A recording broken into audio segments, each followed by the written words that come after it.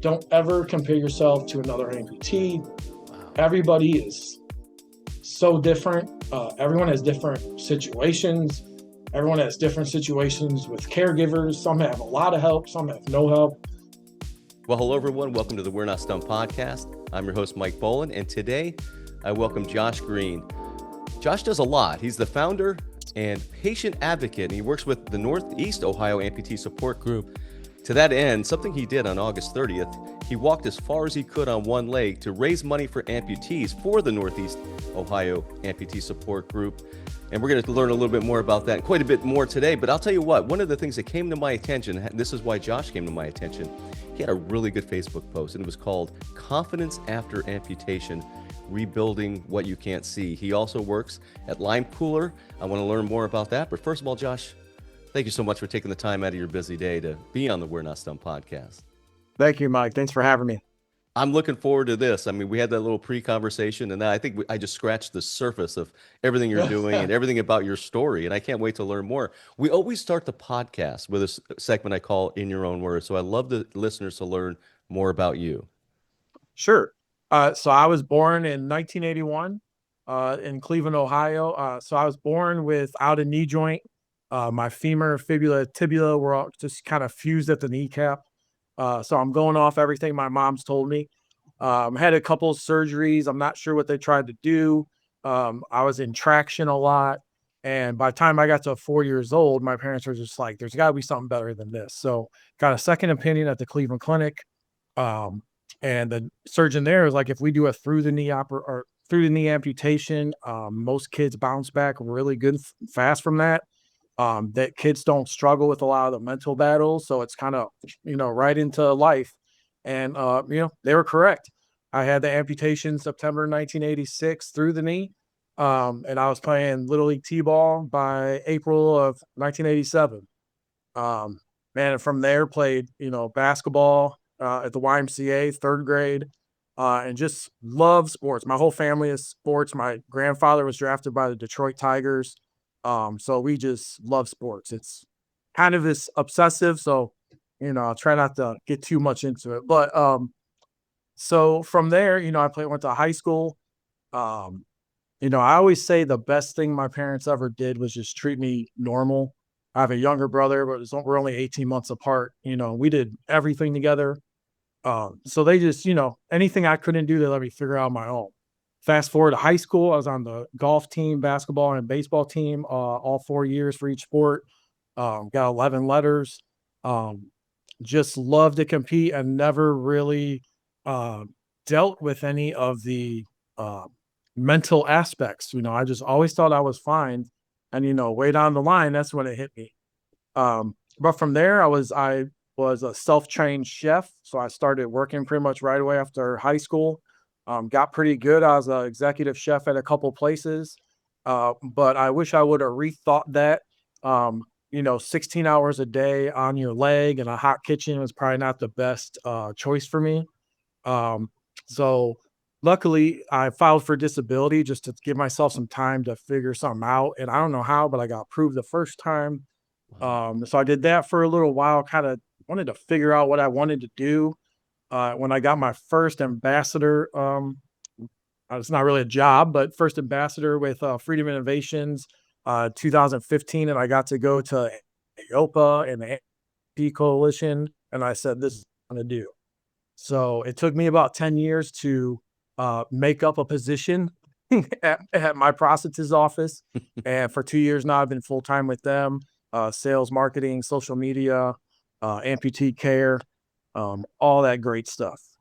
Wow, there's so much to your story, like I said.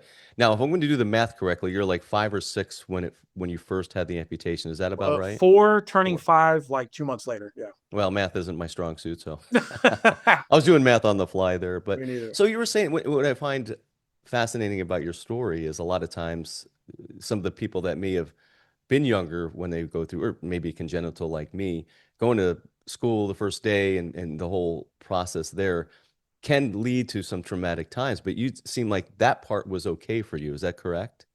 Yeah, I never got bullied.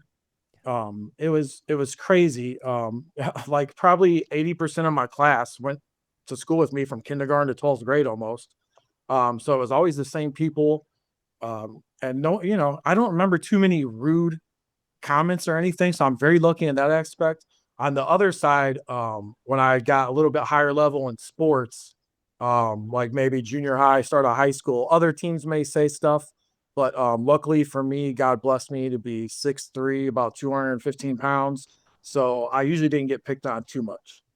Yeah, I have I, this. I, Oh, go ahead. I I'm say sorry. you were cracking me up, and so I always say I never got picked on because it's lose lose. You either beat up a kid with one leg or you get beat up by a kid with one leg. So they left me alone. Yeah, I was left alone too because I wore a hook, right? So, but in all honesty, I've interviewed others too that did, but I have a very similar story to you, where I really didn't have that experience. It did happen every once in a while, but there's something I think you said that I think really kind of aids in that. And you talked about your parents and the leadership and maybe your family gave you and never treated you any different. Did that help you early on to maybe navigate some of those early challenges? Yeah, 1,000%. And that's the advice I give to any parents of any of the pediatric amputees that come in here. Is it's really hard for the moms because the mom is just going to be a mama bear and just want to make sure their kid is okay, and that's completely fine, completely normal. When you get down the road a little bit, couple months later, they get their prosthesis. Give them a couple months, help them, but pretty soon, you don't want them to get used to you doing everything for them. So it's not out of being mean or anything like that, but let them try things themselves because they might surprise you. It's going to look different, but they can figure out how to get it done. For example, none of my coaches in any sport knew what to tell me to help coach me. I'm right-handed and I'm a right leg amputee. Um, so my favorite thing to do was pitch. So I'm standing on an unlevel mound, and I had to learn like how to keep my balance to still stride. And since I can't really get much momentum with my hips turning, I had to learn to almost throw completely overhand Oh, wow. just to be effective. And it's just that little stuff like that um, kids will come up with on their own if you just give them the chance. And you said you played, or you got 11 letters. What you said baseball, I think you said tennis, if I'm not mistaken, Basketball and golf, golf. and golf. So you Yeah. still do any of those sports now? So yeah, I love golf. I kind of have fallen off. Don't really have the time for that anymore. Yeah. My youngest son. Well, let me back up a little bit. So the last 4 years, I have been on the wheelchair Cleveland Browns team, and then for 1 year, I've been on the wheelchair Cleveland Cavs team.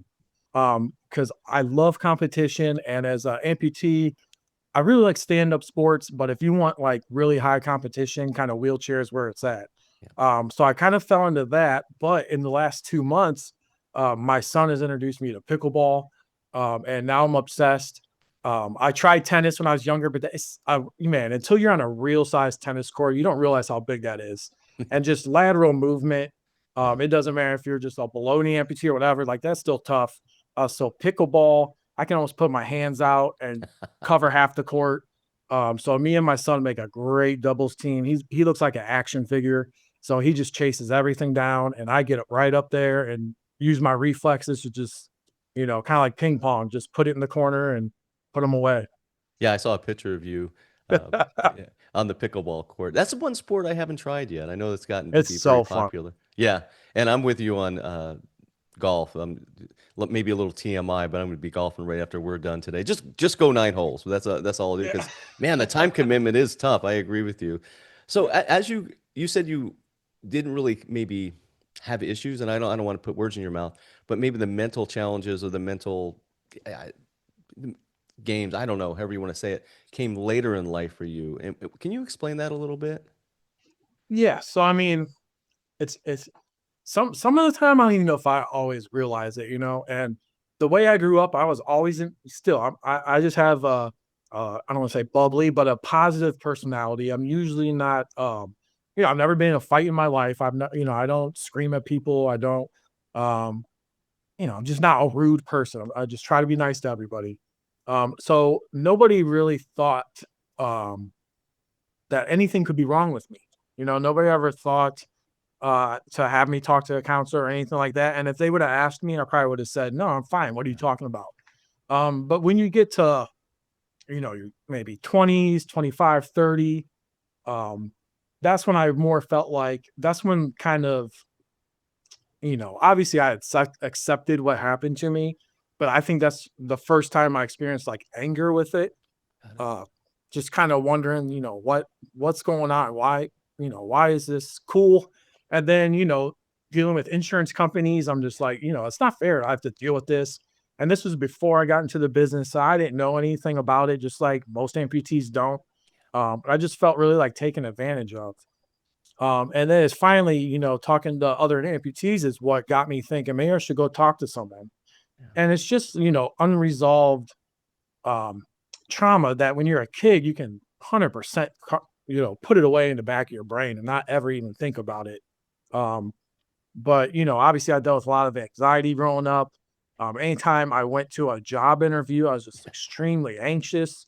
But I don't know why I was like that because I've never had a job interview where I didn't get the job. A lot of people look at my leg as, wow, you overcame that. Like, you can definitely overcome anything that's going to happen here. So it's always helped me. It took me a while to see that as a positive, to see, wearing, I live in Cleveland, Ohio, it snows. I've worn shorts every day for probably 12 years. I'm tired of ripping my pants up. I'm tired of buying new pants. I'd rather just wear shorts. I walk pretty decent. So everyone thinks it's just like an ACL problem I had. I'm like, no, I want you, I'm above the amputee, man. Like, this is way harder than an ACL. But I realize it just helps other people at the same time to see, um, it's okay to be out there. It's okay to look different. It's okay to, if you walk different. And, as everyone comes to realize, every amputee story is different. Yeah. So there's no perfect formula, but I have found that the best way to overcome any of that is figuring out a way to restore your confidence. Because I always had a lot of false confidence, come to find out all through high school, after high school, dating, I never had really any problems, but I felt like I was pretending, like I didn't want to be soft or anything like that.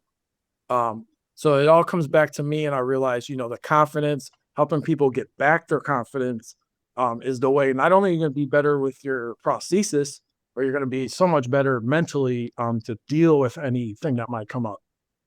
You're going to be better in life. Thank you for that explanation. It makes a lot of sense. And I just want to remind everyone who I'm talking to, talking to Josh Green. He is the founder of the Northeast Ohio Amputee Support Group, and he's with Lime Cooler. Is it limecooler.com? It's limecooleromp.com. Yep. Limecooleromp.com. I just want to make sure, because if you're in Ohio anywhere, it seems like you'd be the person to talk to for many things. So let's talk about your support group and how that all started. How did that all come about for you? Well, I remember, I'm in, as well as a lot of people, all the social media groups Yeah. on Facebook, usually, and all the support groups. Prior to COVID, there was all kinds of support groups. I mean, you could look at the Amputee Coalition website and see, just in Northeast Ohio, there was probably 10. And I know different companies used to have their own support groups, and I think COVID almost like wiped all that out. Yeah. And I think maybe people got comfortable. Maybe some are just on Zoom, but I was like, the in person is really what makes a difference. Yeah. So we're like gonna start one. It wasn't easy. My first couple of meetings were highly attended, but 2 years of just knocking on doors, constantly putting out social media content. Um, we're getting, I have 400 some people in the group. So Wow. that's great. And I wrote, since we have so many locations for work, 5 of them, I try to rotate monthly a different, it might be in Toledo one month, the next month, like my next one this month is in Milan, which is close to Sandusky. And then we go all the way out to Youngstown. So the support group is a way to, I would say it like this, most people cannot stand just being stared at, that's one thing for me. I don't care anymore. I know everyone's looking at me. When I was 300 pounds, I didn't care walking around with my shirt off because no one's looking at me because I'm fat. Everyone's looking at my leg, so who cares? But most people do care. So I always say, we don't, it's not just always hugs, kisses, come on, you're doing it so great. Well, we'll go to a game, we'll go bowling, we'll go to a movie.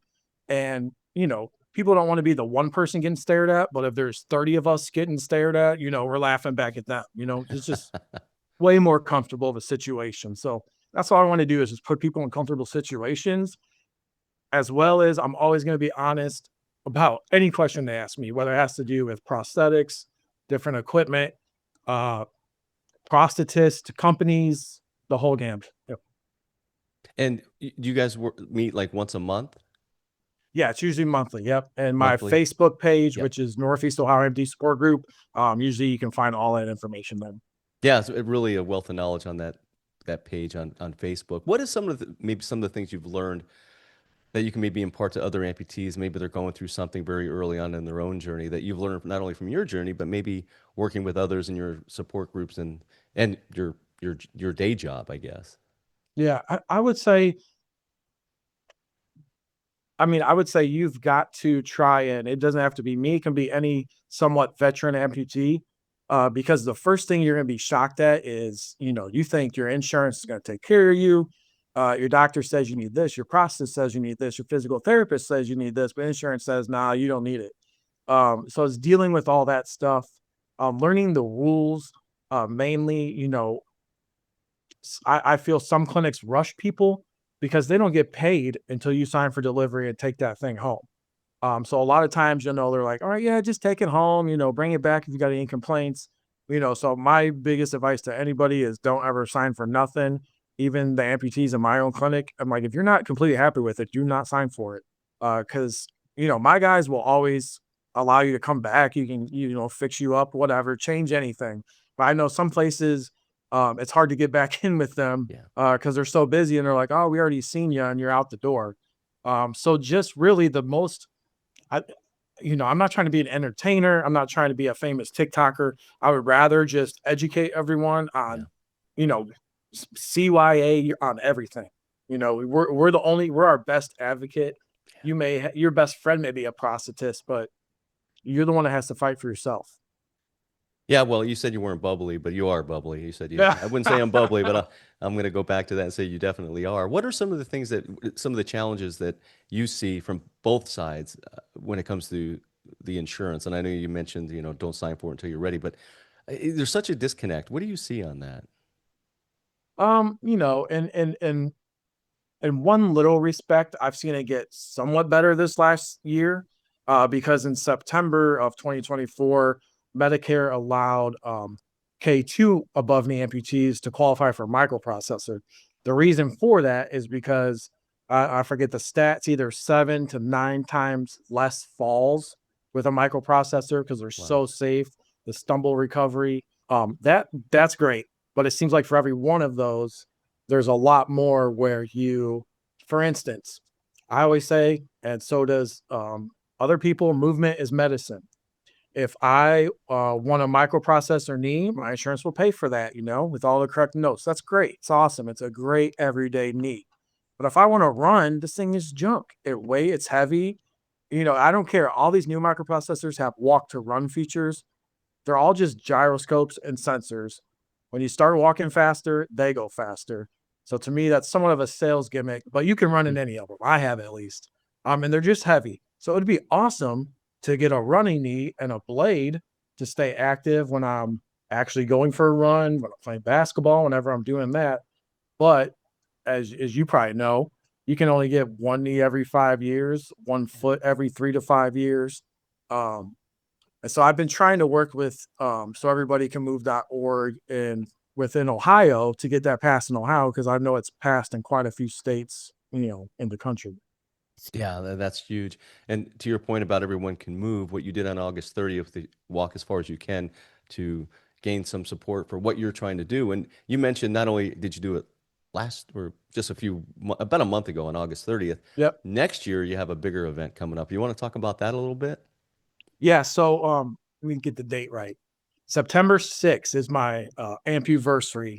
New term I heard in the last 5 years. Not really Yeah. saying. But next, 2026 will be my 40th year. So I want to walk 40 miles. That's what I want to do.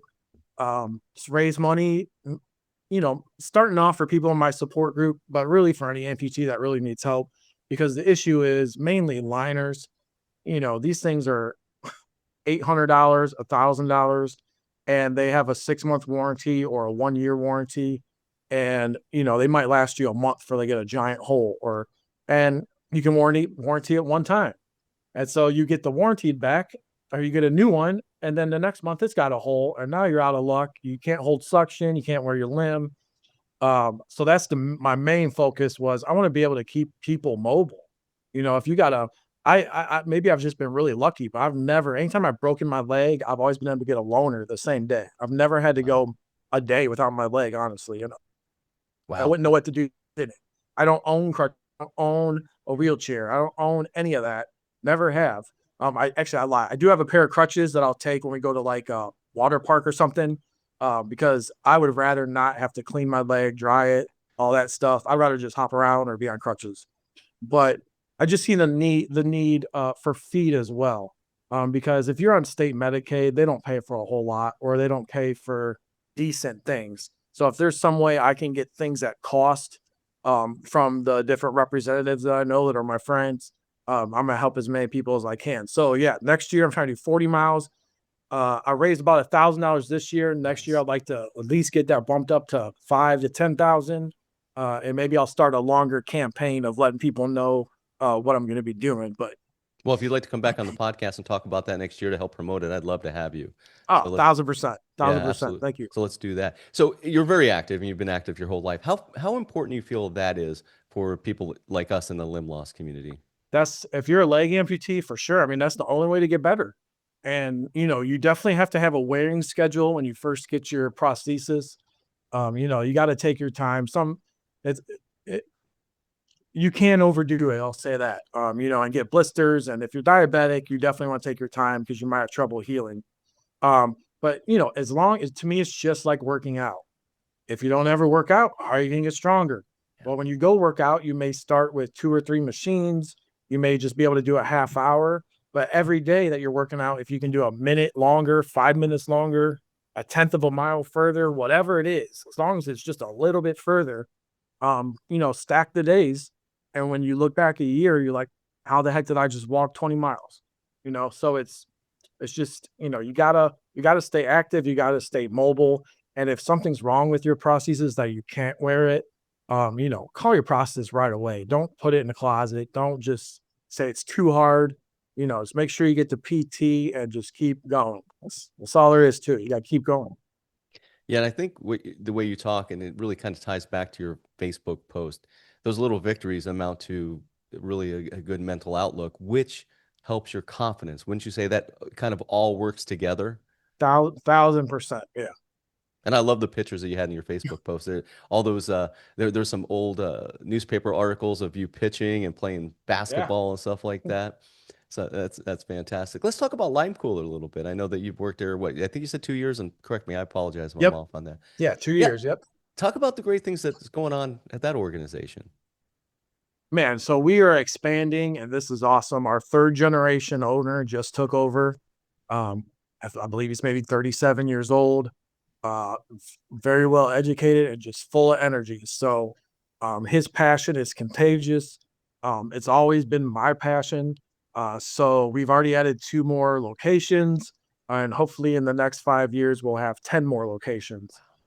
We'd like to have 25 within 45 minutes or an hour of Cleveland. Pretty much try and cover everyone, north of Columbus that we can. Um, but they do things the right way, and that's why I'm willing to work for them and with Yeah. them. Every prosthetic clinic or facility says we're the best, come to us. Well, you got to have a little more than that. So one of the first things I did was look at Lime Cooler's reviews on Google and Facebook. Come to find out, like this location I'm in today, Amherst, has over 750 5-star reviews. The next clinic anywhere near us may have 30 reviews total, Wow. and some of them are like 3.2, 2.1.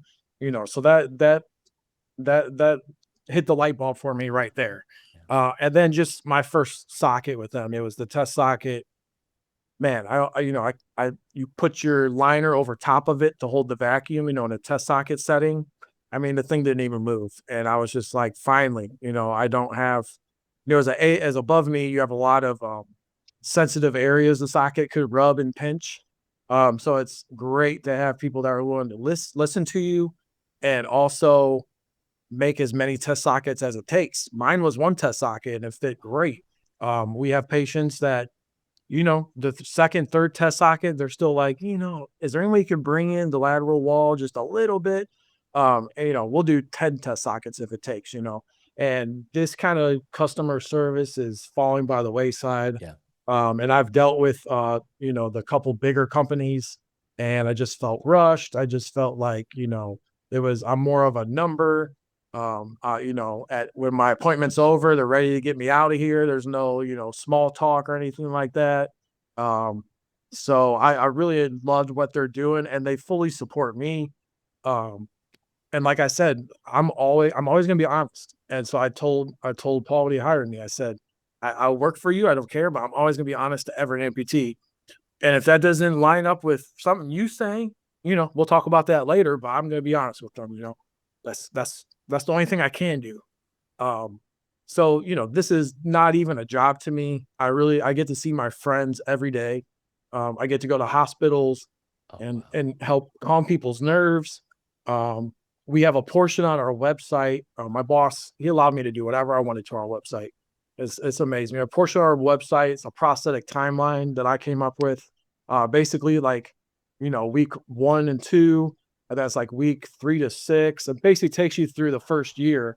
And with every one of those steps, I've got a couple of videos about what to expect to happen, such as your very first ones, you know, how do you put on a shrinker? How do you put on a limb protector? Because believe it or not, I've went into hospitals where I wasn't the company they called. They called the amputee called me because they saw my support group, and they didn't even know how to put on their shrinker or limb protector because it got delivered to them when they were sleeping. How is that possible? Oh, Uh, wow. so Yeah. to me, it's just, man, there's a lot where we need to catch up and make up time in the orthotic prosthetic industry. Um, so I felt like I had to do something. Wow.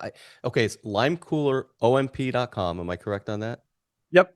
Okay, because I wasn't able to write it down because with one hand, I'm like trying to control a mouse and I'm kidding around. But I really wanted to say that URL again because I think the information you just talked about, that timeline, that is fantastic information. And I would urge everyone to go read that because that's kind of the thing that I find on the podcast a lot. People, one of the questions I ask to maybe some of the people that got to be an amputee when they were an adult, how did you think the prosthetic process was going to be? And a lot of times as well, I got my leg, unfortunately lost my leg on a Thursday. I was going to get fitted on Friday. By Monday, I have it. And that is not the case at all. So I really Yeah. would urge everyone to go to that website and find out the Yeah. information And that you also have. on the website is I did a resource tab. And there's maybe 50 resources, but everything from like the Challenge Athletes Foundation, where you can get a blade or a sports Yeah. chair, down to anyone that would provide you any type of money for a prosthesis or putting a ramp on your home. Wow. Like almost anything you could think of, any resource I could find, I put there. Whether it helps us or not, I don't care. But I think, if you're having a hard time or don't have insurance, I would definitely check that tab out. Another thing you talked about the organization was the history of it. And I know you said it was in the 1940s it was founded and the original founder. I mean, I don't want to take away from it. Let the users know or the listeners know a little bit about the history of Lime Cooler. Sure. So, Paul Line Cooler started this 1945, I believe. He lost his leg in the Battle of the Bulge. Um, had his, amputation in Germany, where all the Americans that were hurt, that's where they went. So in Germany, he was pretty much bored, sitting in a bed all the time. So he worked his way down to the basement where they had the prosthetic clinic, and he would just watch what they're doing. He would help, and at this time they're really making the legs out of willow wood and very, very old school stuff. Yeah. And he just was fascinated by it. And so he started helping the prosthetist. And then when he moved back home, he started just making sockets himself. And where he worked, people started requesting him instead of the prosthetist to make their socket. So he opened up his own location. That got busy. Then he found, there's such a problem getting materials and goods shipped out to all these places. So he started a distribution. So even it's still going today. Pel distribution. That's Paul. I forget his middle name. Lime Cooler. He started that. And that was just a way to get everything from Autobach, Oser, to a central location to the States, and we could get rid of that. So fast forward, he was always like a skier. So he wanted to get back to that. So he invented the ski poles, that the outriggers that is still used today with the little skis on them that all adaptive skiers usually use. Um, he's in the USA Ski Hall of Fame. Like 1989, he's inducted in that. Wow. Um, and just I wish I could have met him, and he must have been a heck of a dude, because all three of his sons were prosthetists. From those three sons, I think he got 4 or 5 grandkids that are prosthetists. And now from those grandkids, I think there's maybe 8 of the great grandkids that are prosthetists. Wow. And if you add the whole family together, I think they own a total of maybe 50 to 60 locations. It's pretty cool. Yeah, what a great history. And it bookends too, because obviously he was part of the limb loss community and they have great people working for the organization like you working for the organization and contributing. So fantastic. I can't wait to learn more about that. I'm going to do some studying. If you were going to say one thing to someone that may be listening, maybe they're a little early in their own journey, what are some of the tips you might give them? Oh man. I mean, talking pre-amputation, if you're not traumatic and you do, I don't want to call it fortunate, but you're fortunate to know it's coming up, whatnot, do as much research as you can, whatever you can do to try and, man, just calm that anxiety you have a little bit. And if you can know the next step, what to expect in any situation, you're going to feel a little better going into that. I would make sure your team's pain management strategy. Now that's kind of a big deal because a lot of hospitals and stuff won't use opioids and other things. So you want to make sure you're just going to be comfortable. Some amputees need a lot of that. Some don't need any. Some a nerve block is just fine, and some a nerve block does not a lot once they turn it off. Um, just say try and prepare yourself as much as you can. If you're a traumatic amputee, great news is traumatic amputees usually bounce right back because the chances are you're a little bit younger, you're probably in a little better shape. I know as far as above knee, a big percentage of above knee amputees are motorcycle accidents, almost always left leg, um, and those people usually bounce back, but that definitely messes with your mental health for sure. And for those people, I think the mental health battle is probably tougher than the physical battle. Um, and then you also got to remember trauma amputees probably had a bunch of other stuff happen too. An amputation is not their only problem. Finally, the most important thing I would say to anybody, don't ever compare yourself to another amputee. Wow. Everybody is so different. Everyone has different situations. Everyone has different situations with caregivers. Some have a lot of help, some have no help. Uh, just listen to your process, listen to your team, reach out to a support group, anything like that to get some real like answers. Like you said, I on August 30th, I walked 22 miles, like 47,000 steps. Is there a lot of above knee amputees that can do that? Probably not. But I like showing people that if you want to do that, you can do that. You just got to put the work in. Wow, that's great advice, especially not comparing yourself to others. Josh, thank you so much for sharing that. I want to remind everyone who I'm talking to again, Josh Green, uh, founder of the Northeast Ohio Amputee Support Group. He works at Lime Cooler, has some great information on there that he's developed. You're doing so many great things. Josh, first of all, you got to be back on before next week or next year's walk. But I just want to thank you for your time Sure. today. It was a wealth of knowledge, and I learned a lot from you. Thank you so much for being a guest on the We're Not Yeah. Stumped Well, thank podcast. you so much for asking me. And I was first I'm like, who's this Mike guy? Like I usually don't accept too many like random DMs, but I saw your hand. So at least if I saw a picture, I'm like, all right, he's one of us. And I seen your podcast and you sent me the link to see how everything was set up in the format.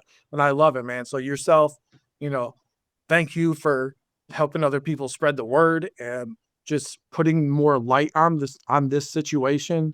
Because me, that's the same thing I'm trying to do. Well, you are Appreciate it. doing it. You're doing great things, and you're doing it in person in Northeast Ohio and all the locations at Lime Cooler. Thank you so much. Thank you for having me, Mike. I really appreciate it. Well, here we are at the end of another great podcast. Thank you so much for listening. I bet you're wondering, gosh, I'd like to be on that podcast. I wonder if Mike would like to have me on. Well, why don't you go to we'renotstumped.com, go to guest inquiries. You can find out everything you need to know about being a guest on this podcast. I would love to have you on. And by the way, if you made it this far, if you went down this far to this point of the We're Not Stumped podcast, do me a favor. Like, share, and subscribe. Especially share it. Come on, you got friends. You got at least one friend. You have as many friends as I have hands. So you have one friend. Please share this podcast. Thank you.